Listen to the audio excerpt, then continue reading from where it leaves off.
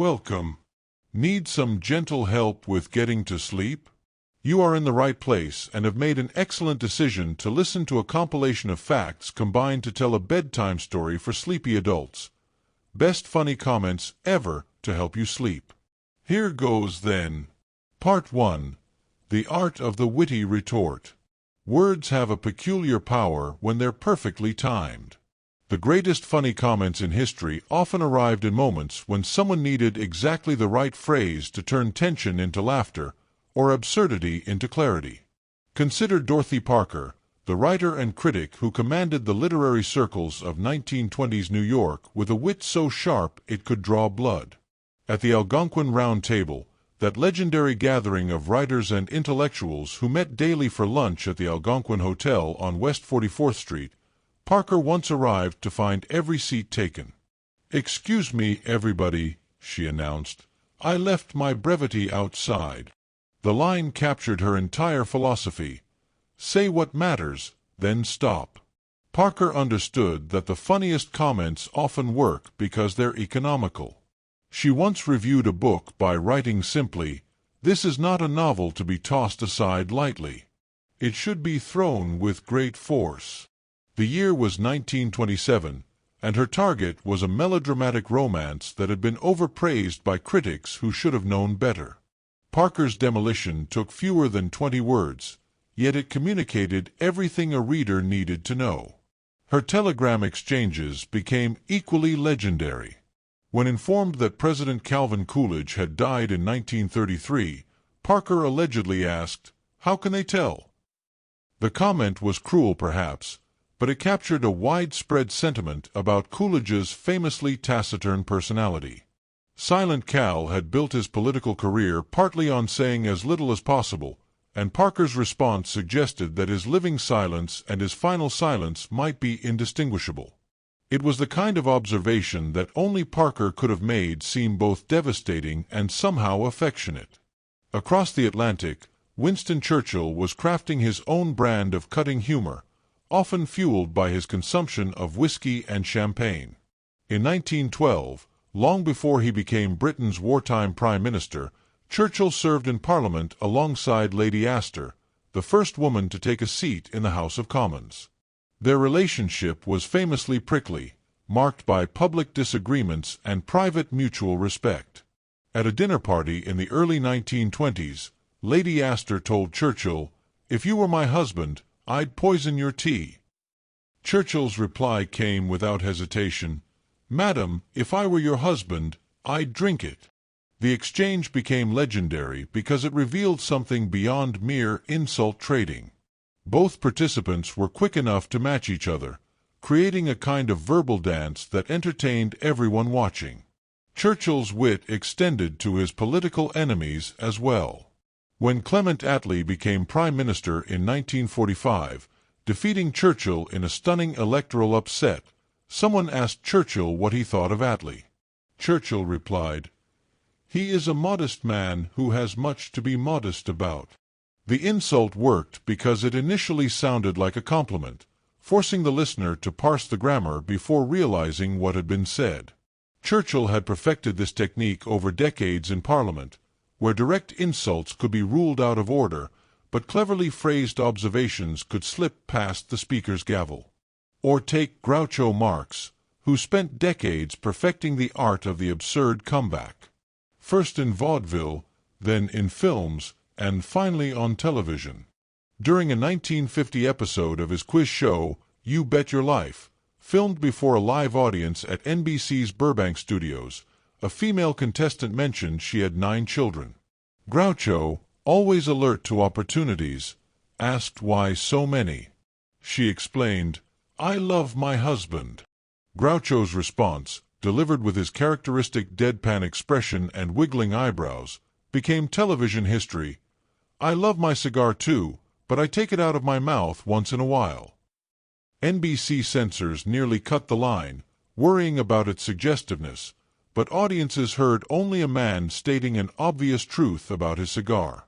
The joke worked on multiple levels, which is precisely why it endured for decades afterward. Groucho had found that sweet spot where innuendo and innocence coexisted. The best funny comments often emerge not from prepared scripts but from genuine moments of human interaction, where stakes are high and thinking time is limited. When boxer Muhammad Ali faced reporters in 1974 before his fight against George Foreman in Zaire, someone asked if he was worried about Foreman's punching power. Foreman had destroyed Joe Frazier and Ken Norton, both men who had defeated Ali, and the boxing world largely expected Foreman to do the same to Ali. Ali's response combined bravado with poetry. "I've seen George Foreman shadow boxing, and the shadow won." The line traveled around the world before the fight even happened, appearing in newspapers from New York to Tokyo. It demonstrated how humor could serve as psychological warfare, planting doubt in an opponent's mind while entertaining the public. Mark Twain, born Samuel Clemens in Missouri in 1835, spent much of the late 1800s on lecture tours across America and Europe, where audience members would occasionally challenge him. During an 1895 speaking engagement in London, someone asked about his reputation for bending the truth in his stories. Twain paused, stroking his famous white mustache, then offered this reflection: "When I was younger, I could remember anything, whether it had happened or not. But my faculties are decaying now, and soon I shall be so I cannot remember any but the things that never happened." The audience erupted in laughter and applause. Twain had turned an accusation into a philosophical meditation on memory itself, suggesting that perhaps invented memories were more reliable than real ones.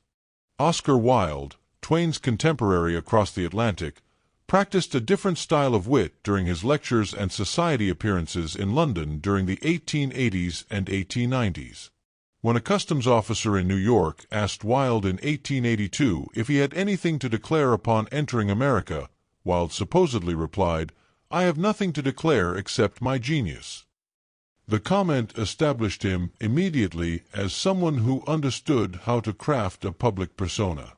Whether the exchange actually happened exactly as reported remains debatable, but it captured something essential about Wilde's approach to life: turn every moment into theater. These moments share common elements that transcend their specific eras and circumstances. Timing, certainly. Brevity, almost always. But also a kind of fearlessness, a willingness to say what others might only think. The funny comments that echo through decades tend to reveal truth through exaggeration, or deflate pomposity through understatement. They crystallize complex social dynamics into phrases that anyone can remember and repeat. Let's journey now into the world where humor meets the unexpected, where political figures discovered that a well-timed joke could be more powerful than any policy speech. Part 2. When politicians found their punchlines. Politics and humor make strange companions, yet some of the sharpest wit in history has emerged from the mouths of those seeking power. The pressure of public life, the constant scrutiny, the high stakes of every utterance, all of these seem to crystallize certain minds into instruments of devastating comedic precision. Abraham Lincoln possessed this gift long before he reached the White House, honing it during his years as a circuit lawyer in Illinois. During his famous 1858 debates with Stephen Douglas, held on outdoor platforms across Illinois before crowds that sometimes numbered in the thousands, Douglas accused Lincoln of being two-faced. It was meant as a serious charge about Lincoln's political inconsistency on slavery and other issues. Lincoln, never one to miss an opportunity, gestured to his own famously craggy, deeply lined features and replied, "If I had another face, do you think I would wear this one?" The crowd, gathered on a wooden platform in the summer heat of Ottawa, Illinois, roared with appreciation. Lincoln had disarmed his opponent not by defending himself against the charge, but by joining in the attack with such self-deprecating honesty that the original accusation lost all its power.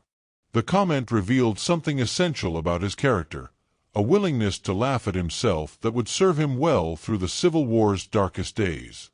Lincoln's humor continued throughout his presidency. When a visitor to the White House in 1863 praised Lincoln's apparent confidence in ultimate Union victory, Lincoln responded, "I feel like the man who was tarred and feathered and ridden out of town on a rail." When asked how he liked it, he said, "If it wasn't for the honor of the thing, I'd rather walk." The joke revealed Lincoln's awareness that the presidency during wartime was as much burden as privilege. Fast forward to 1984, when Ronald Reagan faced serious questions about his age during his re-election campaign. At 73, Reagan was the oldest president seeking a second term, and his opponent, Walter Mondale, was 20 years younger.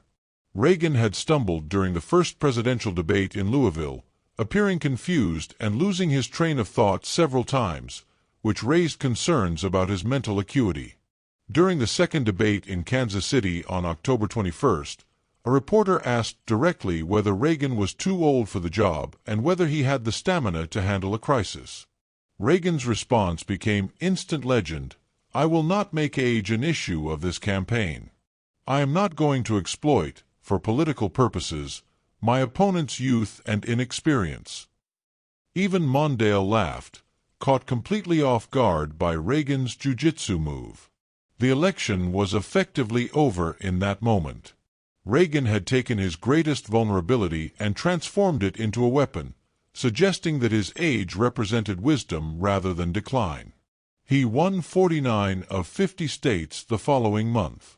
British Prime Minister Benjamin Disraeli navigated Victorian politics with similar deftness during his 2 terms in office in the 1860s and 1870s. When a political rival insulted him in Parliament during a particularly heated debate about reform legislation in 1868, Disraeli waited until the chamber quieted, then delivered this assessment: "He is a self-made man and worships his creator." The phrase contained layers that revealed themselves slowly. It sounded almost like a compliment until the listener realized what Disraeli was actually saying about his opponent's self-regard. The insult arrived wrapped in courtesy and grammatical elegance, which made it all the more effective.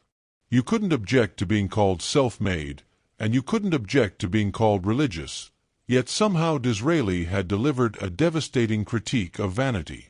Senator Bob Dole of Kansas built much of his political career on dry, self-deprecating humor that made him seem more human than many of his more carefully scripted colleagues. After losing the 1996 presidential election to Bill Clinton, receiving only 159 electoral votes to Clinton's 379, Dole appeared on Late Night with David Letterman and deadpanned, "I just came from a costume party. I went as a winning presidential candidate."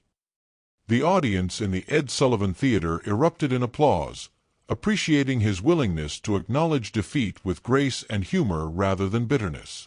Later, when asked about his age during that campaign, he was 73, the same age Reagan had been. Dole quipped, "I'm a wilting, graying flower." He turned what opponents meant as criticism into badges of experience, suggesting that age brought perspective that youth couldn't match.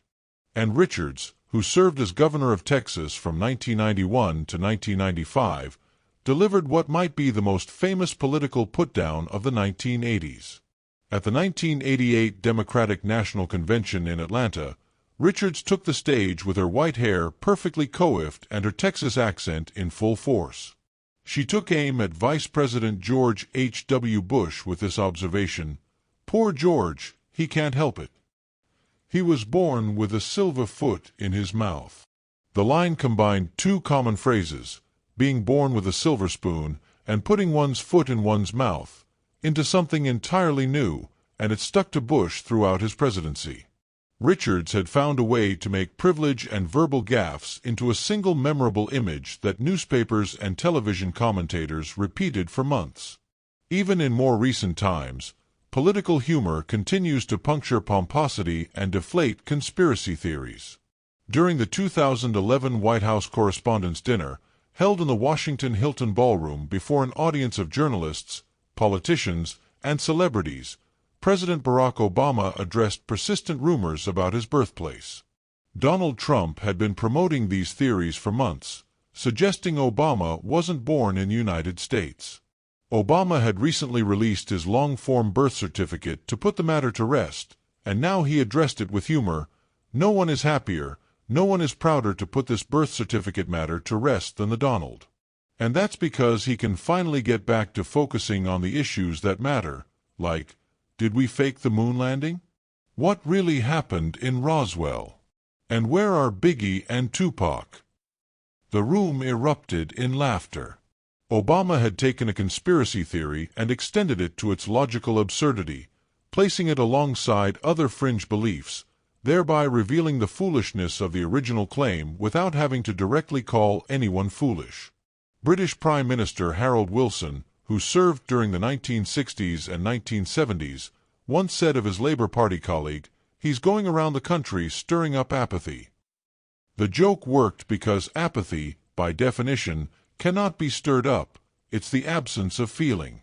Wilson had found a way to criticize someone's ineffectiveness while sounding almost complimentary about their dedication to traveling the country. These political quips succeed because they crystallize complex situations into single, memorable phrases that voters can repeat and remember. They turn policy disagreements into human moments, making politicians seem less like distant figures and more like people you might actually want to have a conversation with over coffee.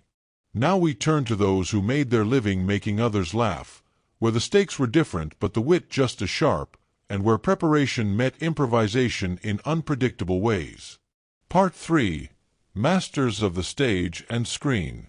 The theater and cinema have always been laboratories for comedic experimentation, places where performers could test the boundaries of what audiences would accept and laugh at. Some of the funniest comments ever recorded came not from scripts but from moments when actors broke free from their lines. Actor Robin Williams perfected this art of controlled chaos throughout his career. During the filming of Good Morning, Vietnam in 1987, director Barry Levinson gave Williams considerable freedom to improvise during the radio broadcast scenes.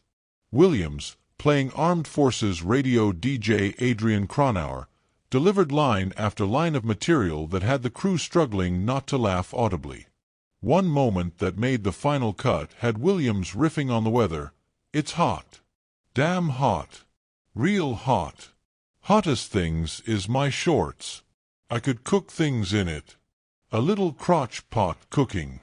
The absurdity escalated with each sentence, taking the simple observation, "it's hot," into increasingly ridiculous territory. Williams had learned this technique during his stand-up comedy days in San Francisco during the 1970s, where comedians at the Holy City Zoo and other clubs would compete to see who could sustain the longest improvisational riff. Peter Sellers brought a different approach to improvisation during the filming of Dr. Strangelove in 1964. Director Stanley Kubrick allowed Sellers to experiment during takes, knowing the actor inhabited his characters so completely that his improvised lines often surpassed what had been scripted. In one scene, Sellers as President Merkin Muffley tries to calm the Soviet premier during a phone call about incoming nuclear missiles. His line, "Now then, Dmitri, you know how we've always talked about the possibility of something going wrong with the bomb. The bomb, Dmitri. The hydrogen bomb. Well now, what happened is that one of our base commanders, he had a sort of, well, he went a little funny in the head. You know, just a little funny." The way Sellers delivered "funny" with that peculiar emphasis, as if he were describing someone who had developed a mild quirk rather than initiated nuclear war, captured the film's entire satirical thrust. Kubrick kept that take. Mae West, performing in vaudeville and later in Hollywood films during the 1920s and 1930s, became famous for double entendres that somehow slipped past censors.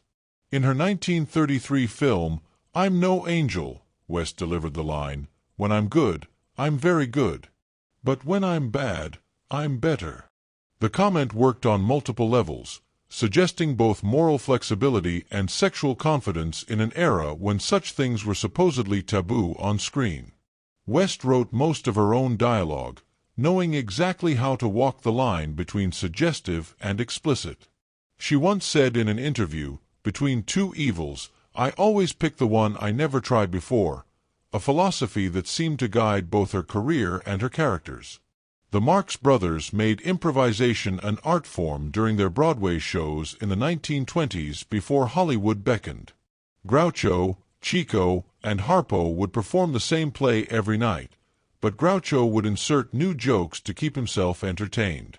During one performance of I'll Say She Is in 1924, when a straight man asked, "What do you get when you cross a parrot with a tiger?" Groucho was supposed to deliver a scripted response. Instead, he replied, "I don't know, but when it talks, you'd better listen." The line brought the house down and became part of the permanent script. The brothers understood that the energy of live performance often generated better material than anything written in advance. Carol Burnett mastered the art of breaking character in ways that enhanced rather than destroyed comedic moments. During The Carol Burnett Show in the 1970s, particularly in sketches with Tim Conway, Burnett would often struggle not to laugh at Conway's improvised additions. In one famous sketch where Conway played an elderly gentleman telling a painfully slow story about an elephant, Harvey Korman and Vicki Lawrence tried desperately to keep straight faces. Burnett later explained that she left these moments in the show because audiences enjoyed seeing the performers genuinely crack up.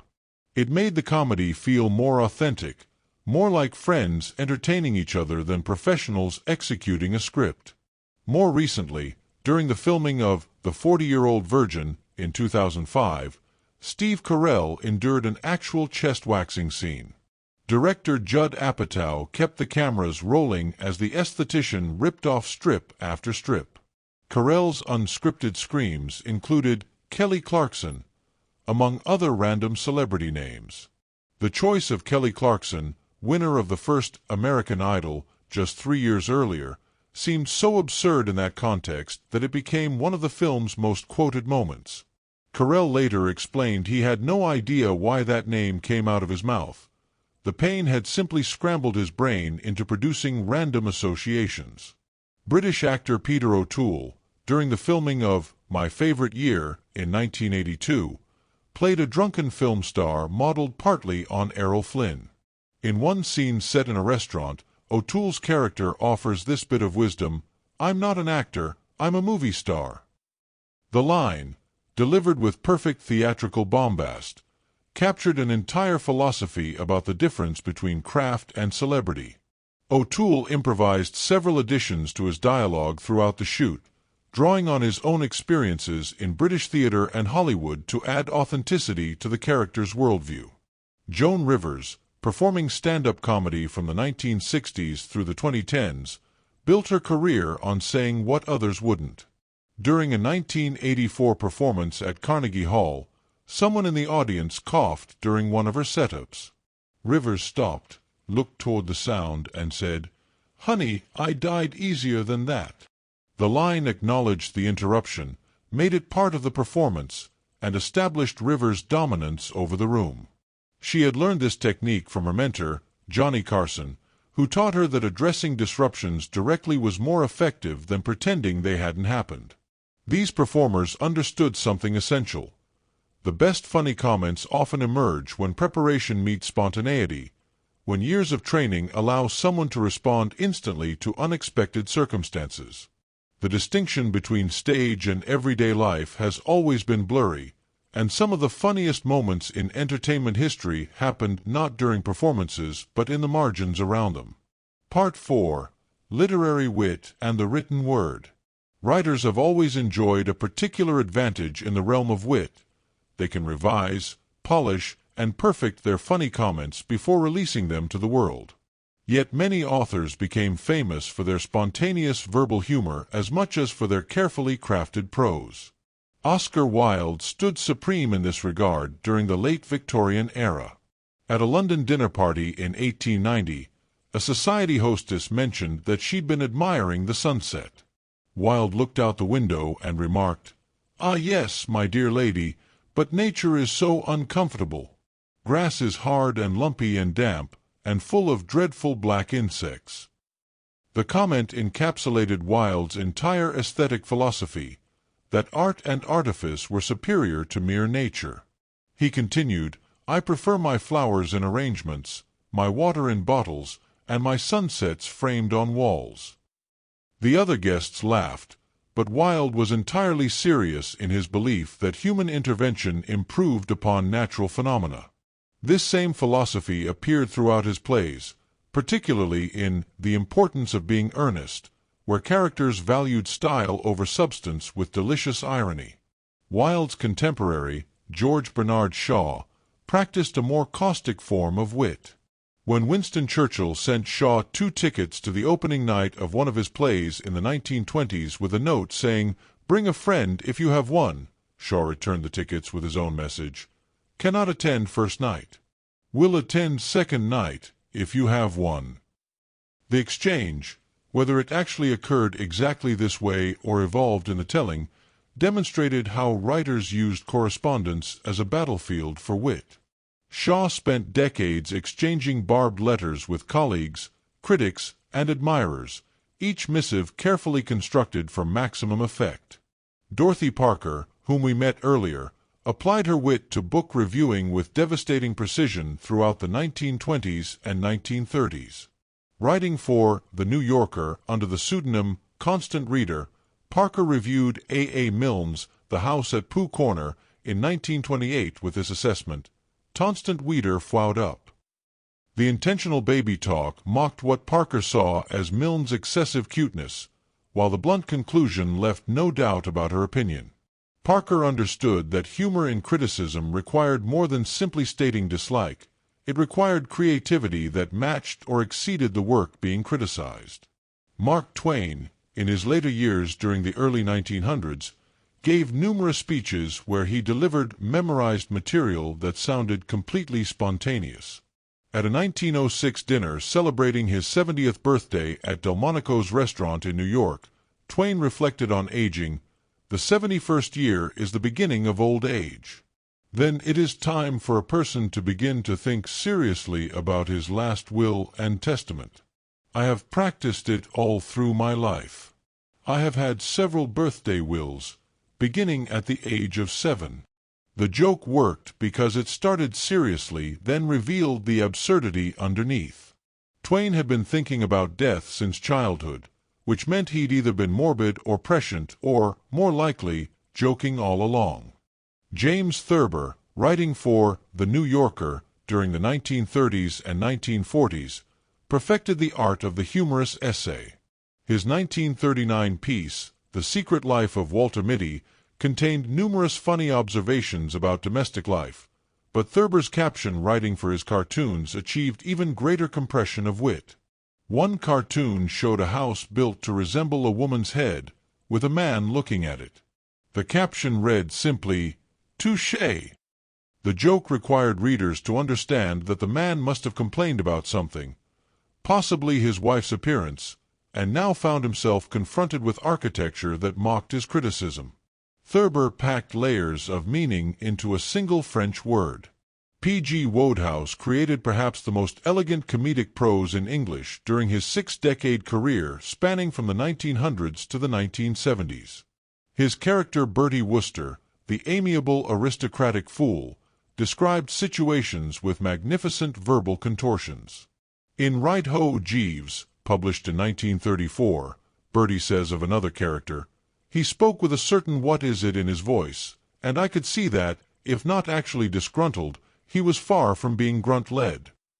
Wodehouse had invented a joke based on the prefix dis-dash and the resulting non-word grunt-led that somehow made perfect sense. His contemporary readers delighted in these linguistic games, and his work found new audiences with each generation.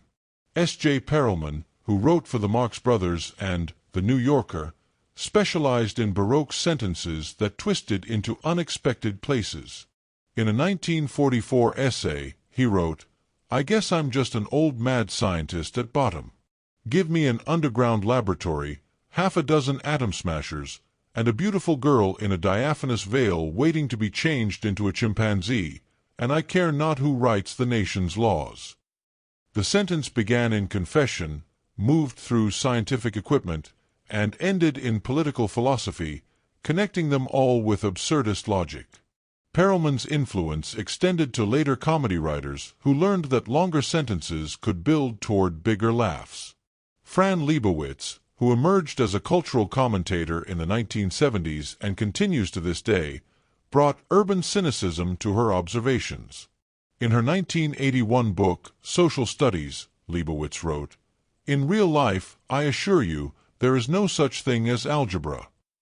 The comment resonated with anyone who had struggled through high school mathematics while suspecting none of it would matter in adulthood.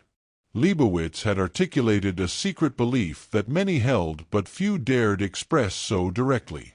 She continued, "There are, I grant you, people who are algebra, but they are better avoided."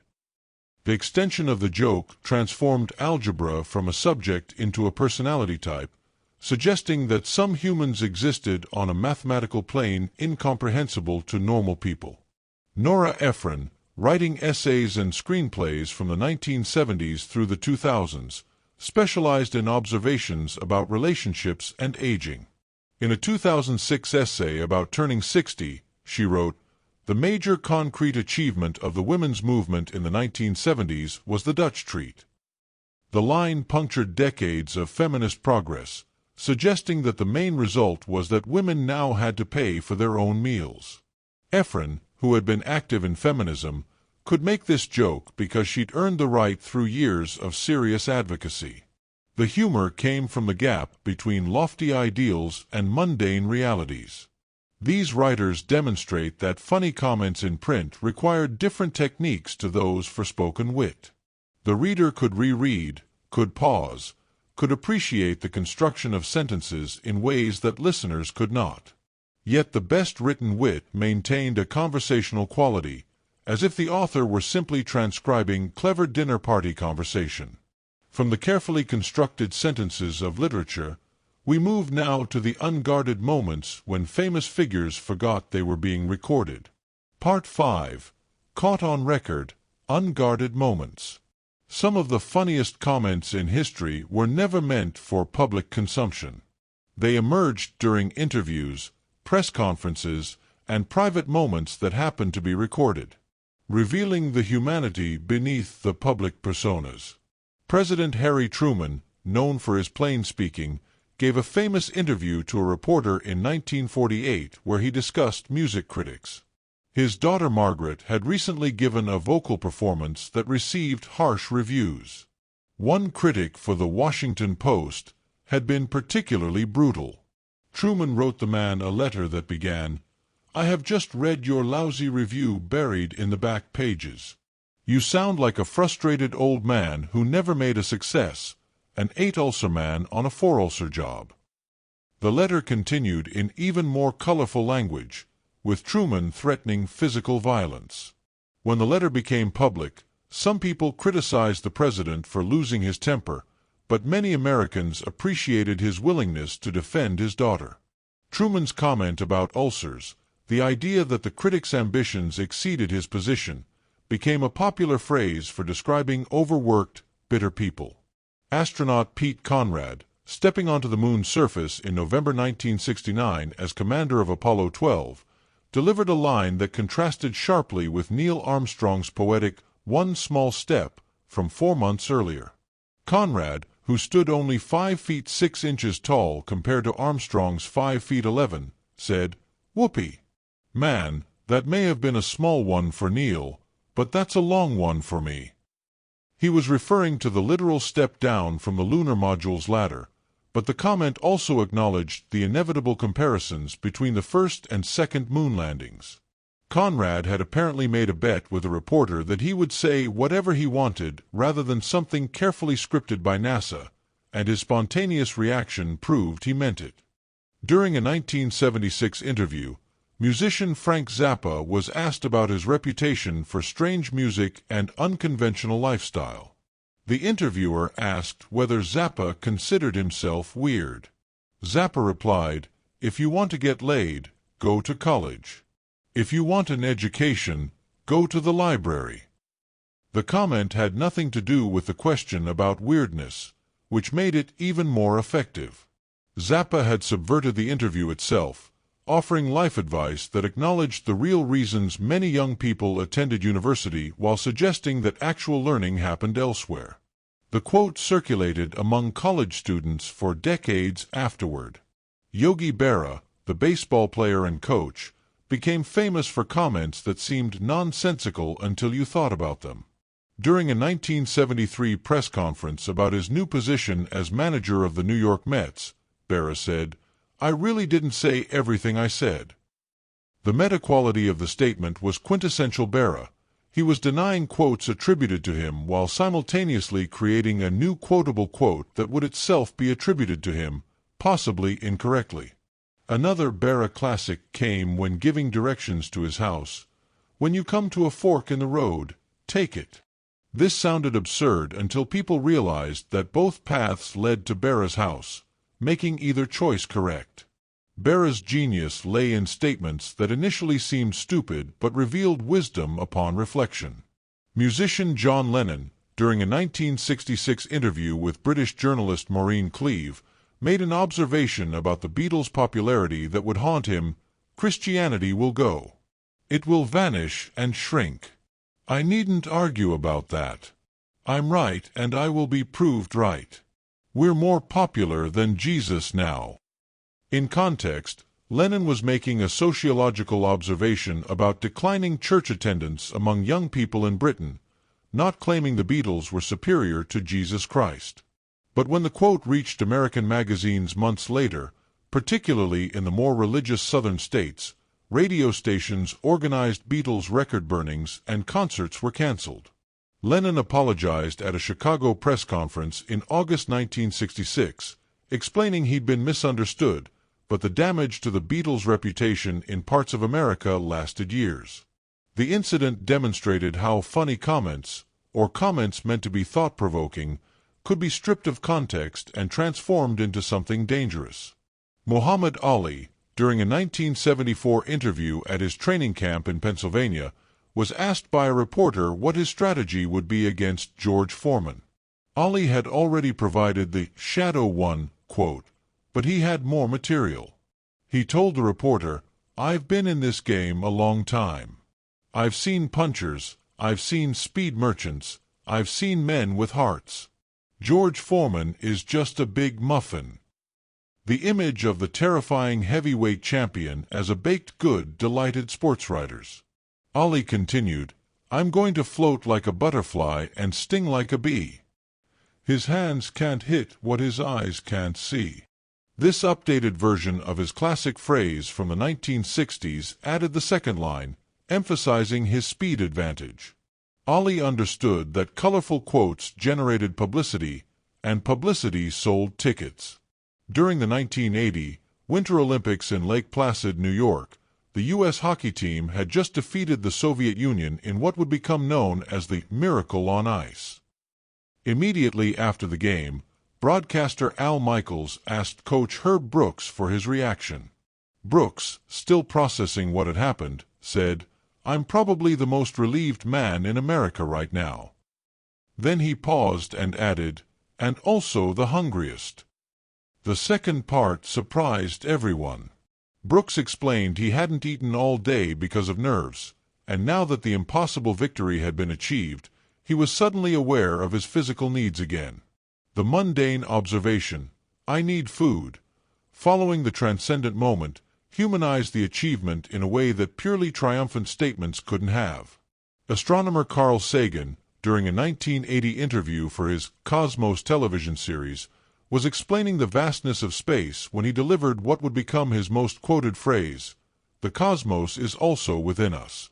We're made of star stuff. We are a way for the cosmos to know itself."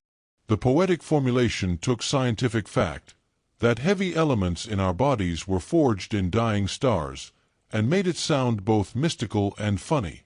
Star stuff became a phrase that scientists and non-scientists alike adopted, with some people using it ironically and others embracing it seriously. Sagan had found a way to make astrophysics accessible without dumbing it down. Julia Child, during a 1960s episode of The French Chef, filmed in Boston, was demonstrating how to flip a potato pancake.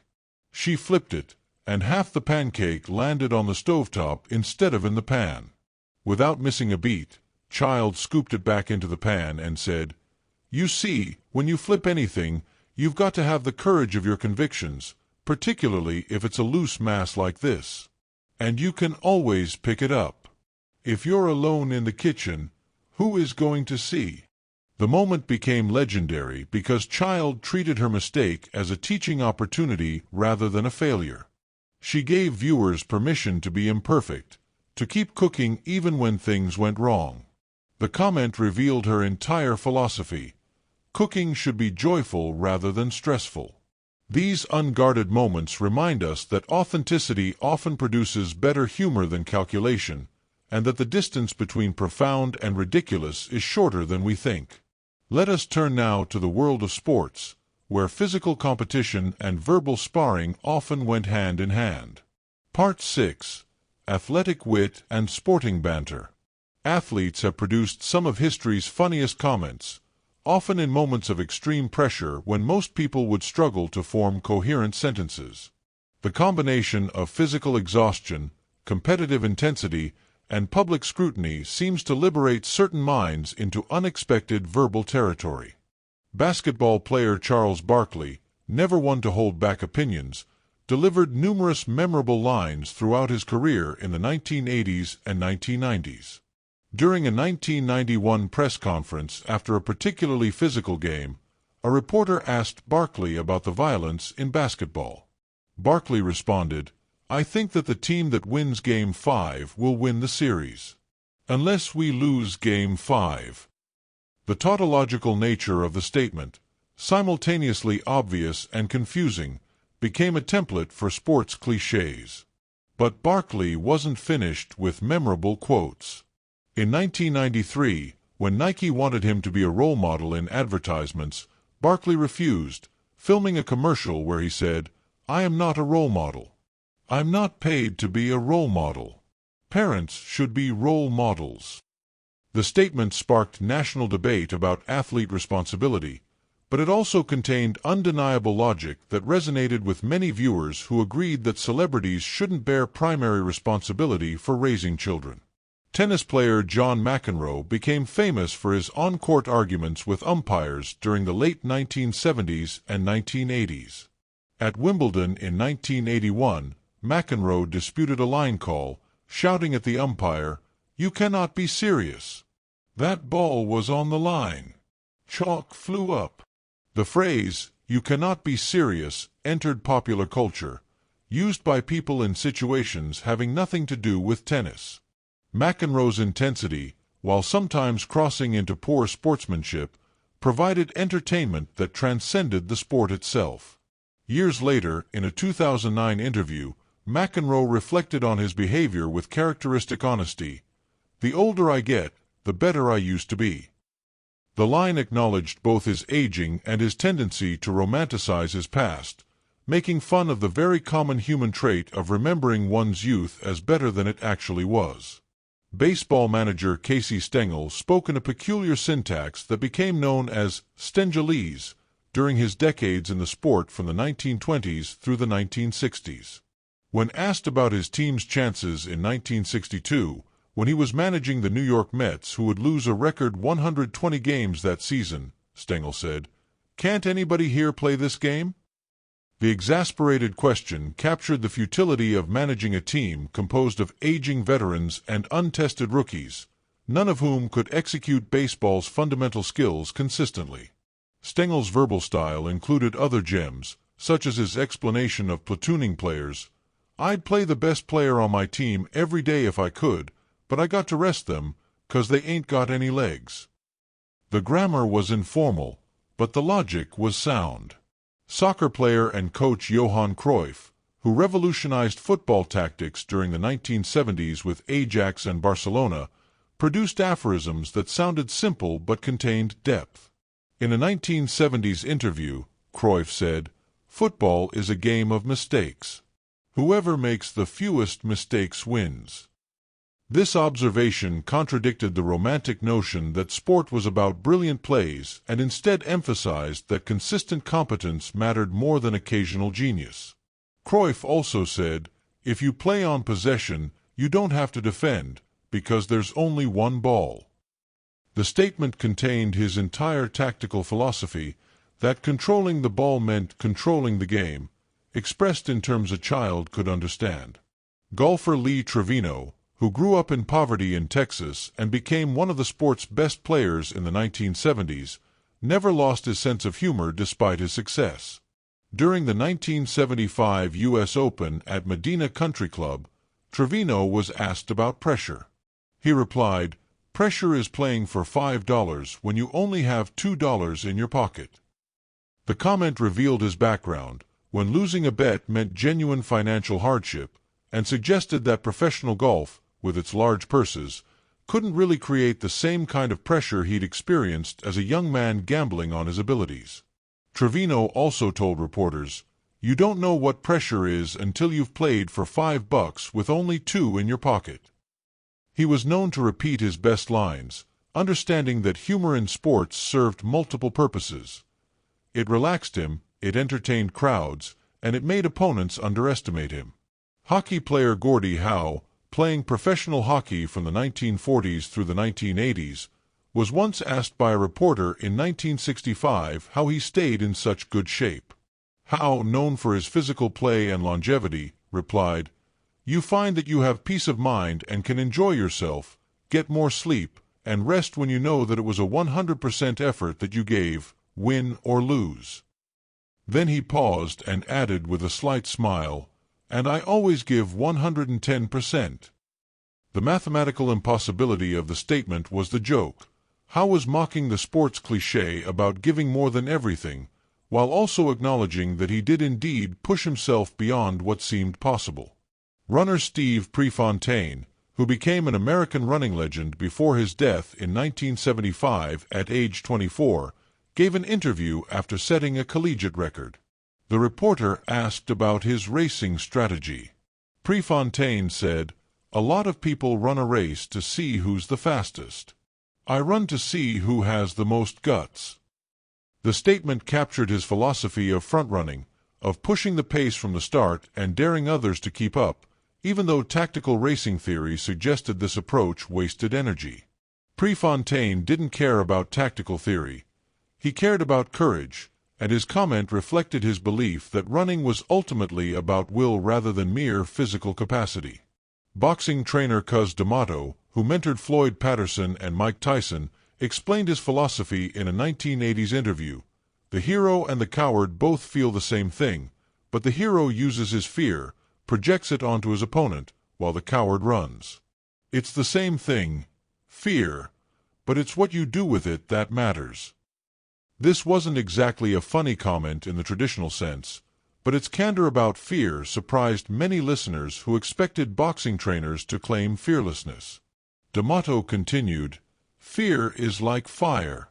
If you control it, it can cook for you.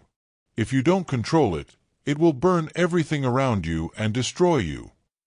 The extended metaphor worked because it acknowledged that fear was natural and could be useful, contradicting the macho posturing common in combat sports. Football coach Lou Holtz, working at various universities from the 1970s through the 2000s, gave a pregame speech at Notre Dame in 1988 that included this observation: "When all is said and done, more is said than done." The phrase applied beyond football to all areas of life where people talk about change without actually changing. Holtz understood that motivation required action rather than merely inspiring words, even though his job involved delivering inspiring words. The self-aware paradox made the comment more effective. Runner Sebastian Coe, after winning the 1500 meters at the 1980 Moscow Olympics, was asked by a BBC reporter how he felt. Coe, who had lost the 800 meters to Steve Ovett just days earlier in an upset, replied, "It's been a bit of a week, really." The British understatement perfectly captured the emotional roller coaster: devastating loss followed by redemptive victory, in 4 casual words that sounded like someone describing a mildly busy period at work rather than Olympic glory and heartbreak. These athletes understood that humor served tactical purposes. It relaxed tense situations, it deflected pressure, it made them more likable to fans and media. And sometimes it intimidated opponents who couldn't match their verbal dexterity. From the playing fields, we move now into the realm of quick-witted television personalities who made their living through spontaneous banter. Part 7. Television's Masters of Spontaneous Humor. Television created a new arena for wit, where performers had to be funny on demand, often without scripts, in front of millions of viewers. The best television personalities made this high-wire act look effortless, producing comments that seemed to arrive fully formed from nowhere. Johnny Carson, hosting The Tonight Show from 1962 to 1992, perfected the art of the ad-libbed response. When a joke bombed during his monologue, and Carson allowed jokes to bomb rather than pretending they'd succeeded, he would look directly at the camera and say something like, "This is the kind of joke that makes you wonder if those good jobs at McDonald's are still available." The self-deprecating recovery often got bigger laughs than a successful joke would have. Carson understood that audiences enjoyed watching someone handle failure with grace. During a 1986 show, Carson was interviewing a zookeeper who brought out various animals. A marmoset urinated on Carson's desk. "Without missing a beat," Carson said, "that's the first time that's happened on this show, this week." The joke acknowledged the chaos of live television while suggesting this kind of thing happened regularly, making the moment seem less like a disaster and more like typical show business unpredictability. David Letterman, taking over Late Night in 1982, brought a more ironic sensibility to late-night television. When technical problems occurred, a camera malfunction, a microphone failure, Letterman would address them directly rather than trying to hide them. During a 1987 show, the teleprompter broke during his monologue. Letterman stopped mid-sentence and said, "Folks, I have no idea what I'm supposed to say now. I'm like a deer in headlights. A really well-paid deer." The audience laughed at his honesty about being dependent on technology and his willingness to reference his salary. Letterman made self-awareness into a comedic technique, acknowledging the artificiality of television rather than maintaining the illusion that everything was spontaneous. British TV interviewer Michael Parkinson, hosting his BBC talk show from the 1970s through the 2000s, encountered numerous awkward moments with guests. In 1975, actor Robert Mitchum arrived apparently drunk and gave rambling, incoherent answers. Parkinson maintained his composure, occasionally glancing at the camera with a look that communicated, "Are you seeing this?" without saying a word. When Mitchum finally left, Parkinson told the audience, "I think we've just witnessed a legend, having a bit of a rest." The diplomatic phrasing allowed Parkinson to acknowledge the disaster without directly insulting Mitchum, maintaining professional courtesy while letting viewers know he recognized how strange the interview had been. Dick Cavett, hosting his own talk show during the late 1960s and 1970s, brought Yale-educated erudition to television chat. When interviewing Norman Mailer in 1971, along with Gore Vidal and Janet Flanner, Mailer became increasingly aggressive toward Vidal.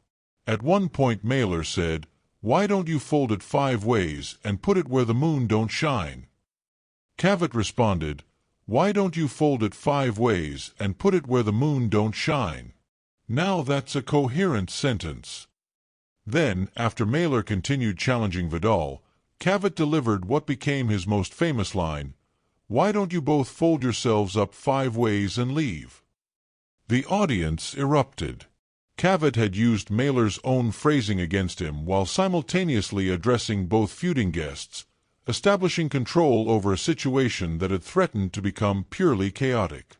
Graham Norton, hosting his BBC chat show from the late 1990s to the present, specialized in creating moments where celebrities revealed more than they'd intended. During a 2015 episode, actor Mark Wahlberg mentioned he'd met Pope Francis. Norton asked what they discussed. Wahlberg said he'd told the Pope about his family. Norton replied, "I'm sure that's exactly what the Pope wants to hear about, Mark Wahlberg's domestic arrangements." The gentle mockery worked because Norton delivered it with affection rather than cruelty, and Wahlberg laughed at himself. Norton had identified the self-importance in Wahlberg's story, the assumption that the Pope would care about his family, without making it feel like an attack. Oprah Winfrey, hosting her daytime talk show from 1986 to 2011, usually maintained a sincere rather than comedic tone, but she occasionally produced memorable funny comments. In a 1993 interview with Michael Jackson, Jackson claimed he'd never had plastic surgery beyond 2 nose jobs. Winfrey's face registered skepticism, and she said, "You've had 2." Her inflection on 2 contained volumes, disbelief, amusement, and a challenge for Jackson to reconsider his claim. The moment worked because Winfrey let her facial expression and vocal tone carry the humor rather than explicitly calling Jackson a liar. Craig Ferguson, hosting The Late Late Show from 2005 to 2014, often began shows by tearing up his prepared notes and improvising monologues about whatever was on his mind. During a 2007 show, Ferguson spent 15 minutes discussing his alcoholism and Britney Spears' public struggles, refusing to make fun of her because he recognized she was clearly suffering from addiction or mental illness. He told the audience, "I've been sober for 15 years. I know what it's like. Making fun of her isn't right." This wasn't traditionally funny, but then Ferguson pivoted, "Now, if she robs a bank, I'm going to talk about it. But until then, I'm going to give her a break." The specific example, robbing a bank, was absurd enough that it released the tension he'd built up during his serious speech. Ferguson had found a way to be both morally serious and comedically effective. Ellen DeGeneres, hosting her daytime show from 2003 to 2022, built much of her comedy on observational humor about everyday life. During a 2010 show, she discussed the awkwardness of holding doors for people. You hold the door, and the person is too far away, so now you're committed. You're standing there holding the door while they walk toward you. And they feel pressure to hurry, so they do that awkward little jog. And you're thinking, "I didn't want you to jog. I just wanted to be polite." And now everyone's uncomfortable. The extended observation took a minor social interaction and revealed its hidden complexity, making viewers realize they'd all experienced this exact situation without articulating it. Jon Stewart, hosting The Daily Show from 1999 to 2015, specialized in using humor to critique media and politics. During a 2004 appearance on CNN's Crossfire, Stewart told hosts Tucker Carlson and Paul Begala, "You're hurting America. You're doing theater when you should be doing debate." The comment was more serious than funny, but Stewart's exasperation was genuine and compelling. When Carlson tried to deflect by criticizing Stewart's interview technique on The Daily Show, Stewart replied, "You're on CNN. The show that leads into me is puppets making crank phone calls." The comparison between Crossfire's supposed serious political debate and The Daily Show's acknowledged comedy revealed Stewart's point that Crossfire was actually less honest than his comedy show because it pretended to be something it wasn't. These television personalities understood that the medium's immediacy created unique opportunities for humor.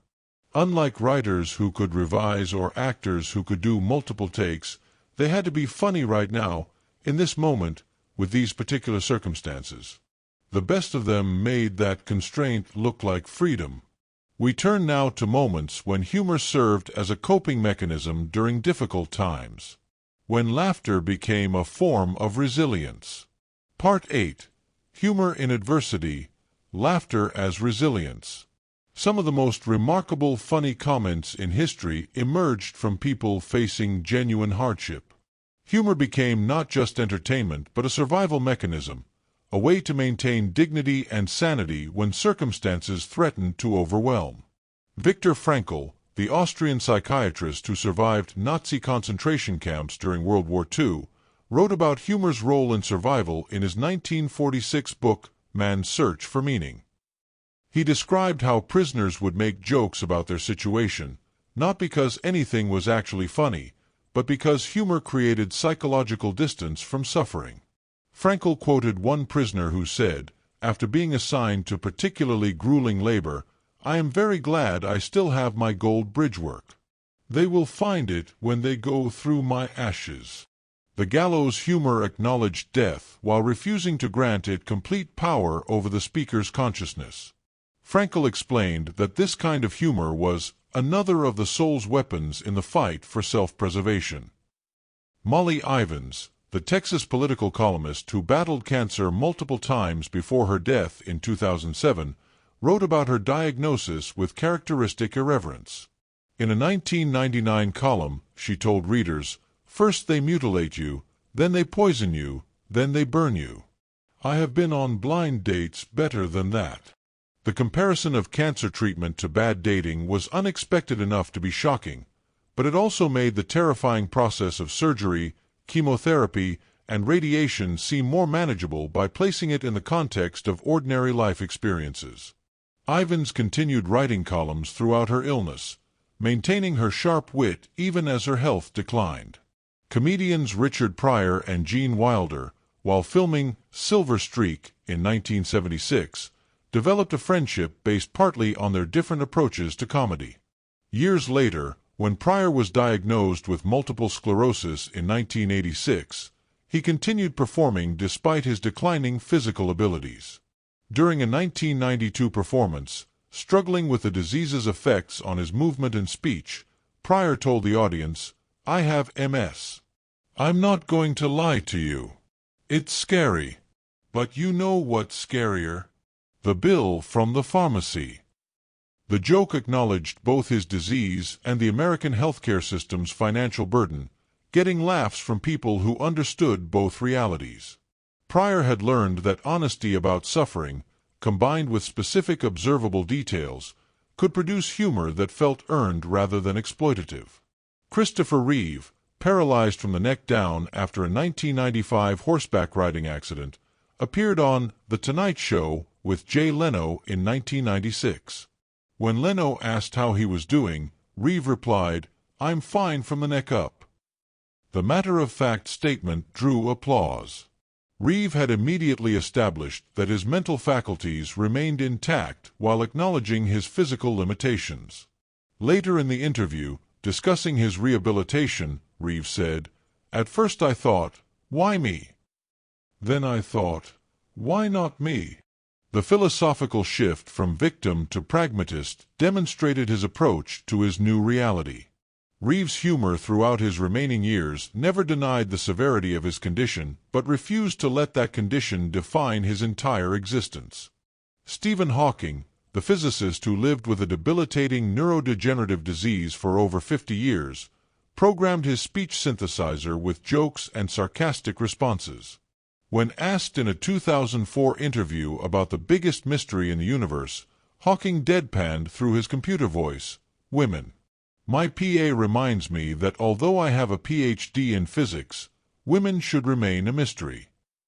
The joke worked on multiple levels. It acknowledged the stereotype about male scientists not understanding women while simultaneously mocking that notion by having his assistant provide the joke.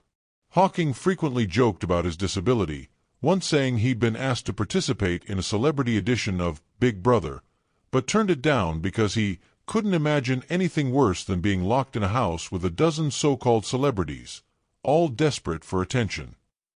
Gilda Radner, the original Saturday Night Live cast member, documented her battle with ovarian cancer in her 1989 book, It's Always Something. She wrote about the indignities of treatment with humor that acknowledged pain without wallowing in it. Describing chemotherapy, Radner wrote, "I wanted a perfect ending. Now I've learned the hard way that some poems don't rhyme, and some stories don't have a clear beginning, middle, and end." Then she added, "Life is about not knowing, having to change, taking the moment and making the best of it, without knowing what's going to happen next." Delicious ambiguity. The phrase, delicious ambiguity, reframed uncertainty from threat into possibility. Radner died shortly after the book's publication, but her approach to illness influenced how many people thought about facing their own health crises. Oscar Wilde, imprisoned from 1895 to 1897 for gross indecency due to his homosexuality, managed to find humor even in reading jail. In a letter to a friend after his release, Wilde wrote about the terrible food. The food in an English prison is entirely inadequate for anyone who is used to eating, and I am afraid it is not sufficient even for those who are not. The joke worked through its internal logic. The food wasn't enough for people who ate, and somehow it was even less sufficient for people who didn't eat, which made no sense and perfect sense simultaneously. Wilde's wit survived imprisonment, though his health and spirits never fully recovered. Randy Pausch, the Carnegie Mellon computer science professor diagnosed with terminal pancreatic cancer, delivered his famous last lecture in 2007. He told the audience of students and colleagues, "I'm dying, and I'm having fun. And I'm going to keep having fun every day I have left." Later in the lecture, when the large screen behind him showed a CT scan of his tumor-filled liver, Pausch said, "If you can find the liver in that image, you're better at anatomy than I am." The joke acknowledged his medical reality while refusing to let that reality dominate the tone of his final public appearance. Pausch died in 2008, but his lecture became a viral video, reaching millions who found his approach to mortality both inspiring and surprisingly funny. These individuals understood something profound about humor's role in human experience. Jokes don't eliminate suffering, but they can create small moments of relief, reminding both the sufferer and the observer that personality persists even when circumstances become dire. Laughter in dark times isn't denial, it's a form of defiance, an insistence that life contains more than just its worst moments. From these profound examples of resilience, we move to lighter territory, where modern technology created entirely new platforms for wit and humor. Part 9. The Digital Age, Viral Wit and Online Humor. The Internet transformed how funny comments spread and evolved, creating a global audience for wit that previous generations couldn't have imagined. A clever observation posted at midnight could circle the world by breakfast, accumulating likes, shares, and variations as it traveled. Twitter, now X.com, launched in 2006 with its original 140-character limit, forced users to compress their humor into bite-sized pieces. This constraint produced a new form of wit that resembled telegram humor or newspaper headline writing. In 2013, a user named Megan Umram posted, "Is it cynical to assume that everyone you meet is a ghost until proven otherwise?" The question took a paranoid worldview and extended it to its absurd conclusion, getting thousands of retweets from people who appreciated the unnecessary anxiety it suggested. Umram, a television comedy writer, understood that good Twitter humor often involved taking reasonable concerns and pushing them slightly too far.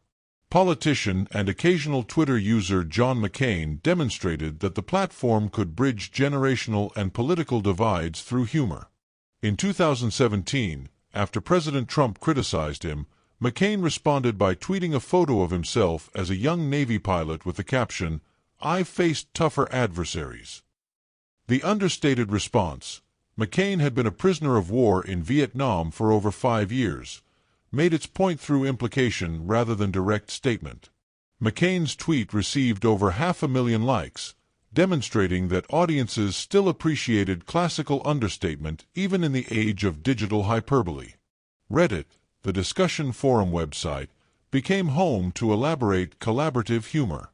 In a 2015 thread asking, "What's the best way to tell your parents you're a disappointment?"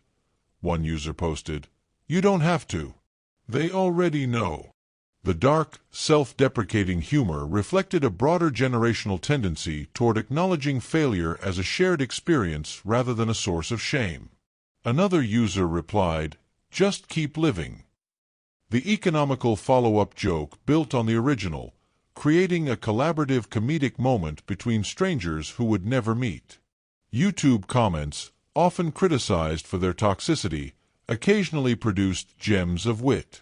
On a 2018 video of a cat struggling to jump onto a counter and failing repeatedly, one commenter wrote, "This cat has the determination of someone who paid for a gym membership in January."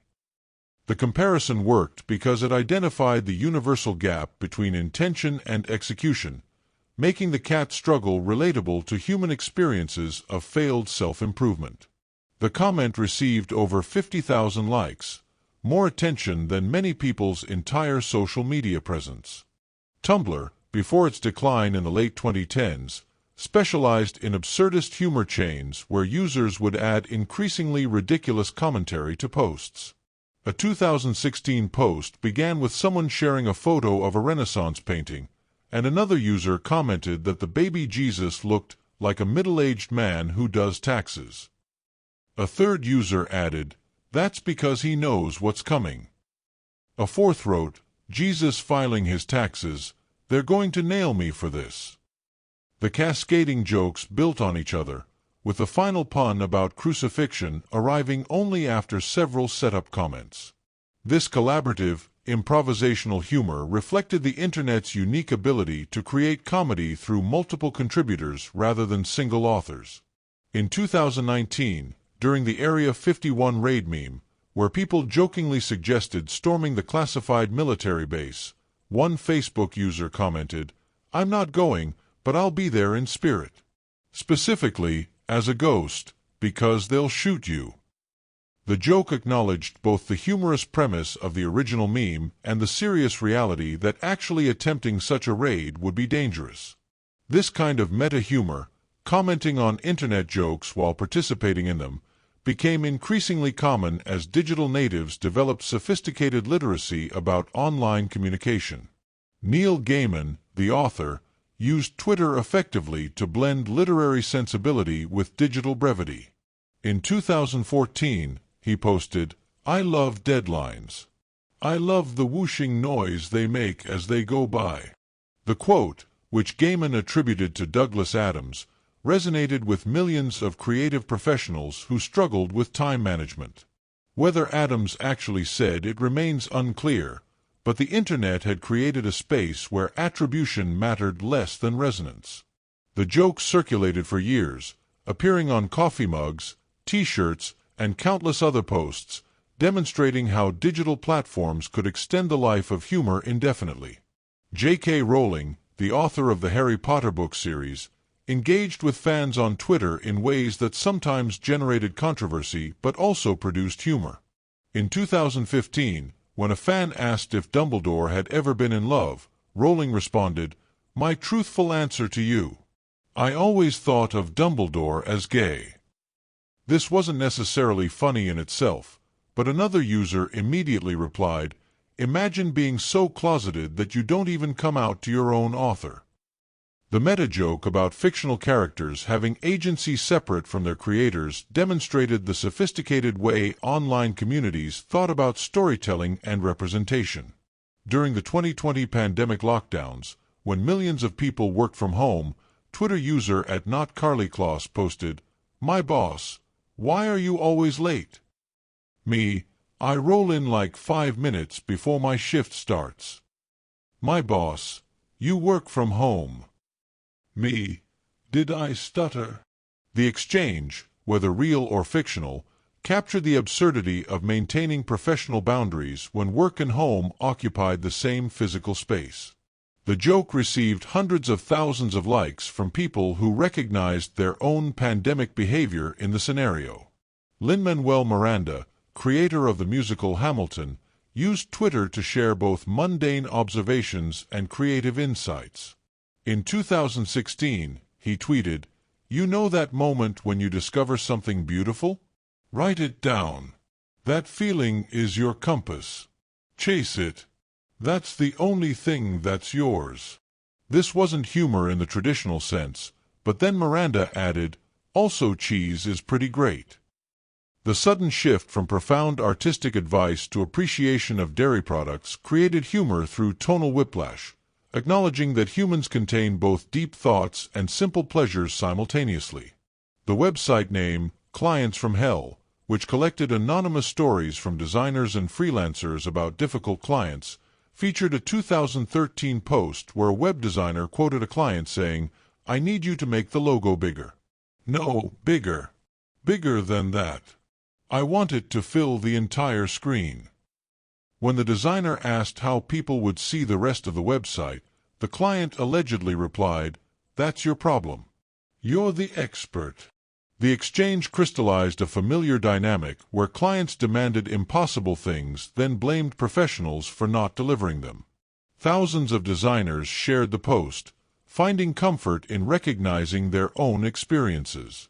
These digital platforms created something unprecedented, a global conversation about humor itself, where people didn't just share jokes but analyzed why jokes worked, creating meta-layers of commentary that previous generations couldn't have sustained. The Internet made everyone both audience and performer, blurring lines that had previously separated professional comedians from civilians. As we near the end of our journey through funny comments, let us consider how humor evolves and what makes certain jokes timeless while others fade. Part 10. The Evolution of Humor. What makes wit timeless? Humor changes with each generation, yet certain types of wit transcend their original contexts and continue resonating across decades or even centuries. Understanding what makes some funny comments eternal while others become dated reveals something fundamental about human nature and communication. Consider U.S. founding father Benjamin Franklin's 1789 letter to Jean-Baptiste Le Roy, where he wrote, "In this world nothing can be said to be certain, except death and taxes." The observation, made over 2 centuries ago in the context of the newly ratified U.S. Constitution, remains instantly recognizable today. Franklin had identified a universal human experience, the inevitability of mortality and financial obligation, and compressed it into a memorable phrase. The joke worked then and works now because these two certainties haven't changed despite massive transformations in medicine, technology, and governance. Franklin's wit was rooted in permanence rather than topicality. Compare this to the countless jokes made in 2016 about Pokémon Go, the mobile game that briefly dominated public attention. Users posted photos of themselves hunting virtual creatures in absurd locations, generating millions of likes and shares. One viral tweet read, "Pokémon Go is getting people to walk more than Michelle Obama ever did." The political joke, the cultural reference, the technology, all 3 elements were intensely current, making the comment hilarious to people immersed in that particular moment. Yet by 2018, Pokémon Go had faded from public consciousness, and the joke lost most of its impact. The humor was too bound to its specific context to survive. English playwright William Shakespeare understood timelessness. In Much Ado About Nothing, written around 1599, the character Beatrice says of marriage, "Would it not grieve a woman to be overmastered with a pierce of valiant dust? To make an account of her life to a clod of wayward marl." She's calling men glorified dirt, essentially, and the insult works because it reduces masculine pretensions to their material components. The specific language is Elizabethan, but the underlying observation, that men often possess inflated self-importance relative to their actual value, transcends its era. Modern productions of the play get laughs from this line because the dynamic Beatrice describes still exists. Ambrose Bierce, in his 1911 Devil's Dictionary, defined a consultant as someone who borrows your watch to tell you what time it is and then keeps the watch. More than a century later, this definition circulates on LinkedIn and Twitter among professionals who've experienced expensive consultants stating obvious things. Bierce had identified a timeless business dynamic, the expert who charges for knowledge the client already possessed. The specific example, a watch, has become somewhat dated in the age of smartphones, but the core observation remains valid. Contrast this with jokes about dial-up internet modems from the late 1990s. Comedians would joke about the screeching sound of connection, the agonizing wait for web pages to load, the frustration of being disconnected when someone picked up the phone. These jokes killed in 1998. By 2010, anyone under 25 wouldn't even understand the references. The humor was entirely contingent on a specific technology that became obsolete. When the context disappeared, the jokes went with it. Mae West's comment from earlier, "When I'm good, I'm very good. But when I'm bad, I'm better," has endured since the 1930s because it speaks to the permanent human fascination with transgression and moral ambiguity. The words don't reference any specific event, technology, or political situation. They express an attitude that any era can understand, even as definitions of good and bad shift across time and culture. George Carlin, performing stand-up comedy from the 1960s through the 2000s, produced both timeless and dated material. His famous 7 words you can never say on television routine from 1972 was intensely topical, focused on FCC regulations and broadcast standards of that moment. Yet his broader observations about language, hypocrisy, and social control continued resonating long after the specific rules changed. In a 1999 special, Carlin said, "The planet is fine. The people are fucked." This environmental observation, deliberately crude, worked because it reframed climate anxiety away from saving the planet toward acknowledging that Earth would survive humanity's departure. The insight transcended its moment. Jane Austen opened Pride and Prejudice in 1813 with this sentence, "It is a truth universally acknowledged that a single man in possession of a good fortune must be in want of a wife." The irony was immediately apparent to contemporary readers. This wasn't a universal truth, it was what marriage-minded families wanted to believe. 2 centuries later, the joke still lands because social pressure around marriage and money persists, even as specific customs have evolved. Austen's wit targeted human nature rather than Georgian manners alone.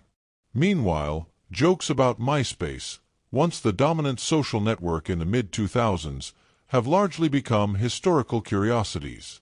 Comedians would joke about customizing profile pages with glitter graphics and auto-playing music, about having Tom as your default friend.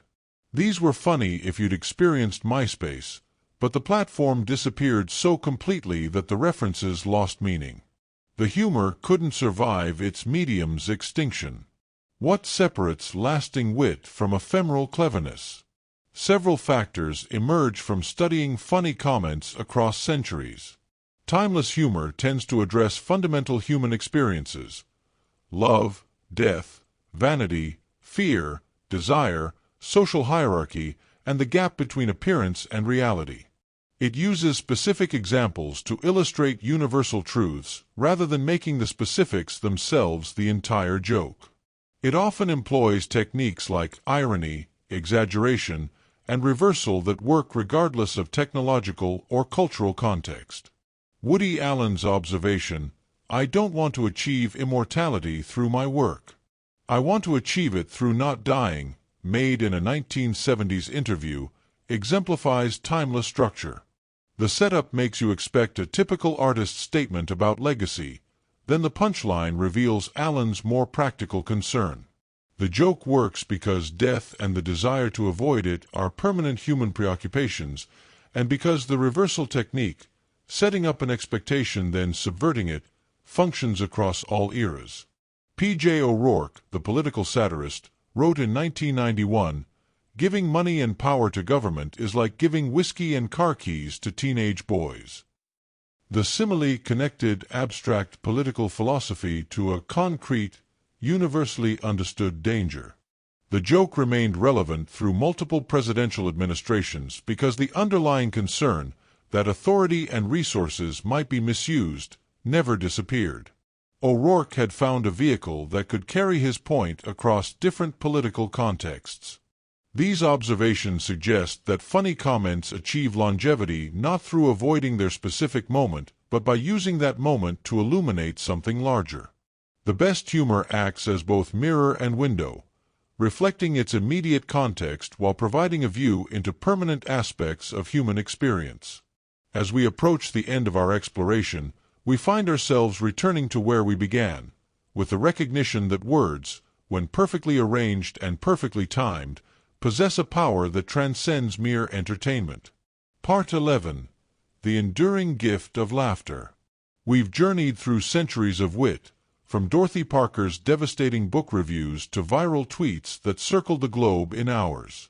We've heard politicians deflect criticism with perfectly timed jokes, watched athletes turn pressure into punchlines, and witnessed people facing their darkest moments with humor that affirmed their humanity. Through all these examples, a pattern emerges. The funniest comments in history share a quality beyond mere cleverness. They connect us. When Abraham Lincoln gestured to his own face and asked if anyone thought he'd choose to look that way, he wasn't just deflecting an insult. He was inviting his audience into a moment of shared recognition. We all know our flaws, we all live with imperfection, and acknowledging this openly creates a bond stronger than pretending otherwise. The crowd in Ottawa, Illinois that August day in 1858 laughed not at Lincoln but with him, and that distinction mattered. He'd transformed a political debate into a human conversation.